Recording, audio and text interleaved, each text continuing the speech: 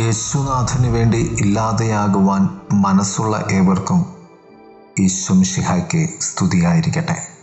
തിരുസഭ മാതാവ് ഇന്ന് നമുക്ക് നൽകുന്ന വചനധ്യാനം യോഹന്നാന്റെ സുവിശേഷം 12-ാം അധ്യായം 24 മുതൽ 26 വരെയുള്ള വാക്യങ്ങളാണ്.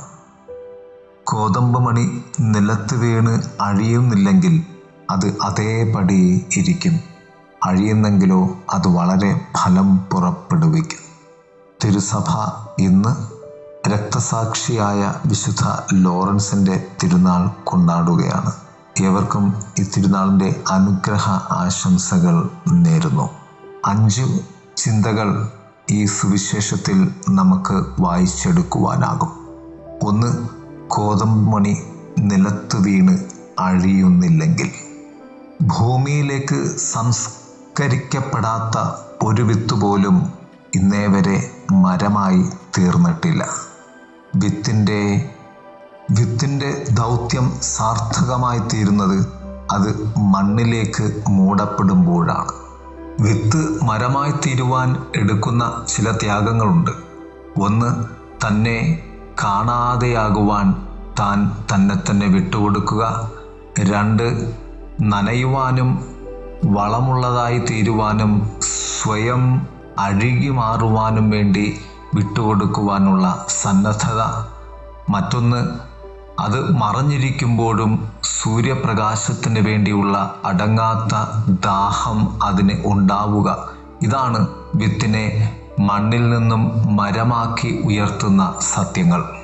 ഇതുപോലെ ക്രിസ്തുവും സംസ്കരിക്കപ്പെടാതെ ഉത്ഥാനത്തിൻ്റെ വലിയ സത്യത്തിലേക്ക് കടന്നു വരിക സാധ്യമായിരുന്നില്ല. അതുകൊണ്ട് വിത്തിൽ ഉള്ള ഫലദായകത്വം വിത്തായിരിക്കുന്ന അവസ്ഥയിൽ നിന്നും അത് മരമായിരിക്കുന്ന അവസ്ഥയിലേക്കുള്ള രൂപാന്തരീകരണമാണ്. അതായത് വിത്തെന്ന രീതിയിൽ അത് മരിക്കുകയും മരമെന്ന രീതിയിൽ അത് മുളയ്ക്കുകയും ചെയ്യണം. 2. തൻ്റെ ജീവനെ സ്നേഹിക്കുന്നവനെ അത് നഷ്ടപ്പെടും. ഈ ലോകത്തിൽ തൻ്റെ ജീവനെ വെറുക്കുന്നവൻ അത് നിലനിർത്തും അഥവാ കണ്ടെത്തും. ജീവനെ വെറുക്കുക എന്നാൽ ജീവനേക്കാൾ അധികമായി വിലയുള്ള ഒന്ന് ഉണ്ടാവുക എന്നാണ്. അങ്ങനെയുണ്ടെങ്കിൽ അത് ദൈവമായിരിക്കണം നിന്റെ ജീവിതത്തിൽ. ദൈവത്തിന് മാത്രമേ നിന്റെ ജീവനേക്കാൾ വില നൽകുന്ന സ്നേഹം നൽകുവാനുള്ള അവകാശമുള്ളൂ. അതായത് ഈ ലോകത്തേക്കാൾ അധികമായി നീ ദൈവത്തെ സ്നേഹിക്കണം. നിന്നേക്കാൾ അധികമായി നീ ദൈവത്തെ സ്നേഹിക്കണം. ദൈവത്തെ നീ കൂടുതൽ സ്നേഹിച്ചു തുടങ്ങുമ്പോൾ നിന്നിൽ അറിയാതെ സംഭവിക്കുന്ന ഒന്നാണ് ഈ ലോകത്തോടുള്ള വെറുപ്പ്. 3. ആരെങ്കിലും എന്നെ ശുശ്രൂഷിക്കുന്നുവെങ്കിൽ, സേവിക്കുന്നുവെങ്കിൽ അവൻ എന്നെ അനുഗമിക്കട്ടെ.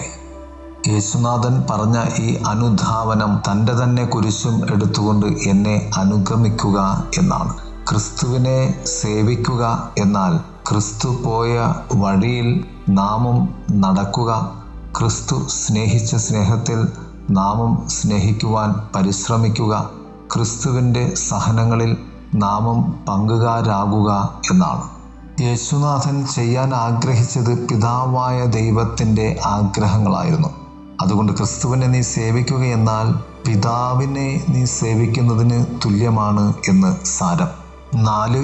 ഞാൻ ആയിരിക്കുന്നിടത്ത് എൻ്റെ ശുശ്രൂഷകനും ആയിരിക്കും.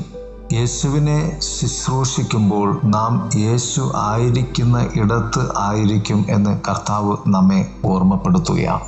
യഹൂദ സംസ്കാരത്തിൽ അന്നത്തെ അടിമ വേല ചെയ്തിരുന്ന ഒരു വ്യക്തിയാണ് ദാസൻ, അടിമ എന്ന വാക്കുകൊണ്ട് അർത്ഥമാക്കുന്നത്. അതുകൊണ്ട് തന്നെ അടിമയിൽ നിന്നും സ്വാതന്ത്ര്യത്തിൻ്റെ സ്നേഹിതനെന്ന തലത്തിലേക്ക് ക്രിസ്തു ഒരുവനെ ഉയർത്തും എന്ന് കർത്താവ് പറയാതെ പറയുന്ന ഭാഗമാണ് ഈ വചനം. അതുകൊണ്ട് നീ ക്രിസ്തുവിൻ്റെ അടിമയെന്നോണം നിന്നെ സമർപ്പിച്ചുകൊണ്ട് ക്രിസ്തുവിന് വേണ്ടി ശുശ്രൂഷ ചെയ്യുമ്പോൾ ക്രിസ്തു നിന്നെ തൻ്റെ സ്ഥാനത്തേക്ക്, താൻ ആയിരിക്കുന്നിടത്തേക്ക് ഉയർത്തും എന്ന് ഓർമ്മപ്പെടുത്തുന്നു. 5. ആരെങ്കിലും എന്നെ സേവിച്ചാൽ അഥവാ എന്നെ ശുശ്രൂഷിക്കുന്നവനെ പിതാവ് ബഹുമാനിക്കും എന്ന്.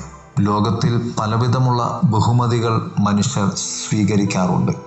ഓരോ ബഹുമതിക്കും മനുഷ്യർ നൽകുന്ന വില വളരെ വലുതാണ്. അവർ അതെടുത്ത് അവരുടെ വീടിൻ്റെ വലിയ വരാന്തയിലെ വലിയ ഷോക്കേസിലൊക്കെ എടുത്തു വയ്ക്കാറുണ്ട്.